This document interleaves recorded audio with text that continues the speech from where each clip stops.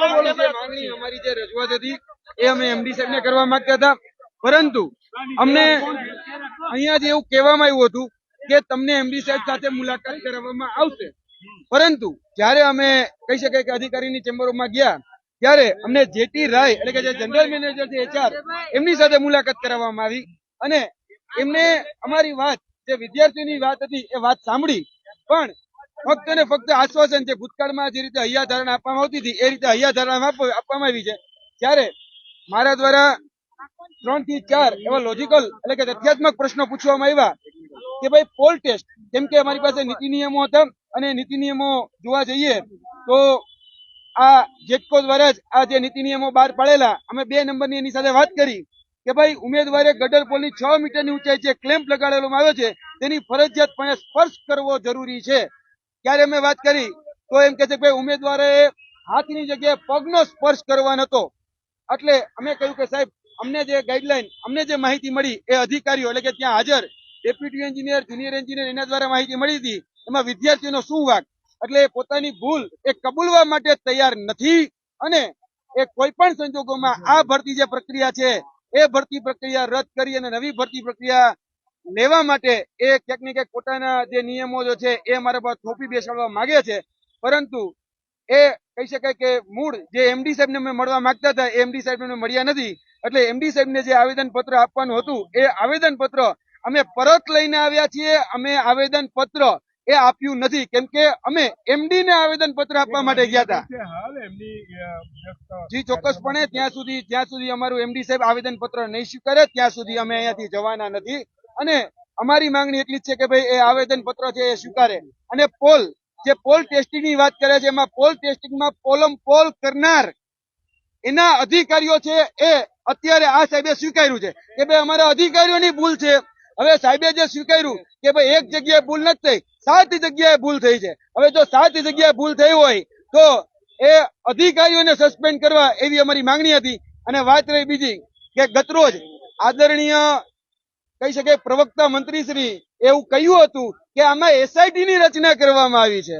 હવે જયારે અમે કહી શકાય કે HR મેનેજર સાથે વાત કરી ત્યારે એને કીધું કે આમાં કોઈ જ પ્રકારની એસઆઈટી ની રચના કરવામાં આવેલ નથી.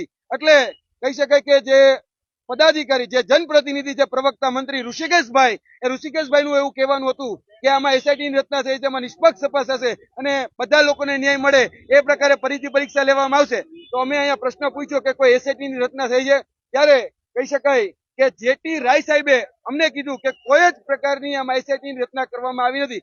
જે અમારી કમિટી હતી એ કમિટીએ નિર્ણય જાહેર કર્યો છે કે જે અહીંયા પરીક્ષા મેનેજમેન્ટ જે કમિટી છે તે પરીક્ષા મેનેજમેન્ટ કમિટીએ આ જે ભરતી છે જે પોલ ટેસ્ટિંગમાં અધિકારીઓ દ્વારા પોલમપોલ થઈ છે એ અધિકારીઓની પોલમપોલને કારણે વિદ્યાર્થીઓને ફરીથી પરીક્ષા આપવી પડશે. હવે અમારો નિર્ણય એક જ છે કે અમે એમડી ને મળવા માંગીએ છીએ. જ્યાં સુધી અમને એમડી નહીં મળે ત્યાં સુધી ચોક્કસપણે અમે બેઠા છીએ. અને વિદ્યાર્થીઓ જે અમારી સાથે ઉપસ્થિત હતા તેમને કહી શકાય ઘણી બધી ઉગ્ર પણ રજૂઆતો કરી અને ઘણી બધી ભાવુક રજૂઆતો પણ કરી છે. આત્મવિલોપન સુધીની ચીમકીઓ પણ ઉચ્ચારવામાં આવી છે અને વિદ્યાર્થીઓ દ્વારા કહેવામાં પણ આવ્યું છે કે જ્યાં સુધી અમને ન્યાય નહીં મળે ત્યાં સુધી અમે આ જગ્યા છોડવાના નથી. ત્યારે એટલે કે જે ઉપસ્થિત અધિકારી હતા એમના દ્વારા કહેવામાં આવ્યું હતું કે ભાઈ જો તમારે એ જ કરવું હોય તો તમે બહાર જઈને કરી શકો છો, અહીંયાથી તમે રજા લ્યો. એટલે સીધા જ અમને કહી શકાય કે ધુતકારી નાખવામાં આવ્યા છે. એટલે અમે નીચે આવ્યા છીએ અને જ્યાં સુધી અમને એમડી સાહેબનો જવાબ નહીં મળે ત્યાં સુધી અમે જવાના નથી. ભરતી પ્રક્રિયામાં આ પ્રકારના ઘોટાળા વારંવાર થઈ રહ્યા છે, સરકાર કેટલી જવાબદાર માનો છો? ખાસ કરીને આમાં જવાબદાર અને જેની જવાબદારી જેની પહેલા બને છે એ અત્યારે ઉપસ્થિત જવાબદાર અધિકારીઓની બને છે. એ જવાબદાર અધિકારીઓ પોતાની જવાબદારીમાંથી ભાગી રહ્યા છે. એ સ્વીકારી રહ્યા છે કે ફક્ત એક જગ્યાએ આ પ્રકારની પોલમાં ભૂલ નથી થઈ, આવી 7 જગ્યાએ પોલમાં ભૂલ થઈ છે જેમાં અધિકારીઓની ભૂલ છે. એ લોકો જાતે સ્વીકારે છે કે અધિકારીઓની ભૂલ છે. હવે અધિકારીઓની ભૂલમાં વિદ્યાર્થીઓ શા માટે ભોગવે?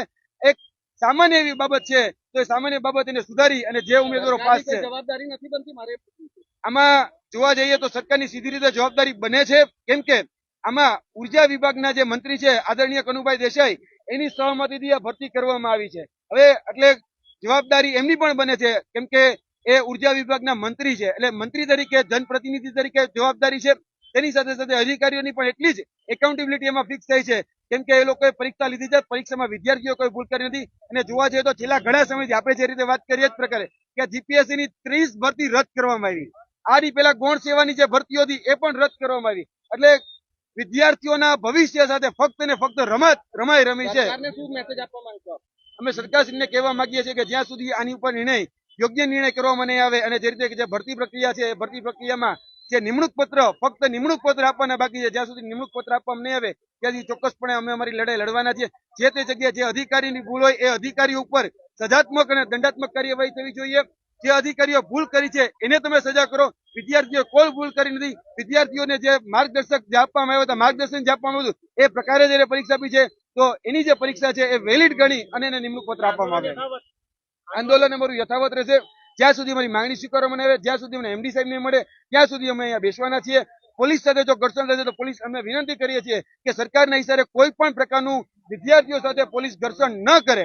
કેમ કે વિદ્યાર્થીઓ આજે ઘણી બધી ઉમેદો, ઘણી બધી અપેક્ષાઓ, ઘણી બધી આકાંક્ષાઓ લઈને આવ્યા હતા, પરંતુ આજે વિદ્યાર્થીઓ સાથે દગો થયો છે. વિદ્યાર્થીઓને છેતરવામાં આવ્યા છે. વિદ્યાર્થીના જનપ્રતિનિધિને છેતરવામાં છે. કહેવામાં આવ્યું કે એમડી ને તમને મળવામાં આવશે, અને જયારે એમડી સાથે મુલાકાત કરવાની આવી ત્યારે એને જનરલ મેનેજર, જે એચઆર જનરલ મેનેજર હતા, એમની સાથે અમને મુલાકાત કરી. એટલે આ વિદ્યાર્થીઓ સાથે સીધો દગો છે. અમે આ દગો જરા પણ સાક્ષી નહીં લઈએ. સરકારના અધિકારીઓ એ બ્રહ્મ નિંદ્રામાંથી 9 મહિના પછી જાગ્યા. માર્ચ મહિનામાં જે પરીક્ષા લેવામાં આવી એની કહી શકે 12મા મહિનામાં, ડિસેમ્બર મહિનામાં મને ખ્યાલ આવે, ત્યાં સુધીને ખ્યાલ નથી આવતો. હવે એના પછીની જે ફર્ધર પ્રોસેસ હોય, એના પછીની ફર્ધર પ્રોસેસમાં 9મા મહિનામાં લેખિત પરીક્ષા લેવામાં આવી, પછી 10મા મહિનામાં ડોક્યુમેન્ટ વેરિફિકેશન કરવામાં આવ્યું, ત્યારબાદ મેડિકલ વેરિફિકેશન કરવામાં આવ્યું, અને ત્યારબાદ જયારે નિમણૂક પત્ર દેવાની વાત આવી ત્યારે આ લોકોએ નિમણૂક પત્ર આપી દેવાની કહી શકાય કે ના પાડી દીધી.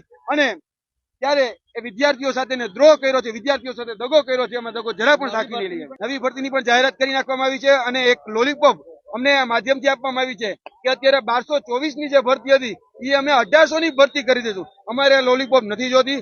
અમારે જે 1224 જે સાચા ઉમેદવારો છે એની જ નિમણૂક કરાવી છે. અમને મહેરબાની કરી જગ્યા વધારી અને ખોટી જે લોલીપોપ આપવામાં આવી રહી છે એ લોલીપોપને સ્વીકાર્ય નથી.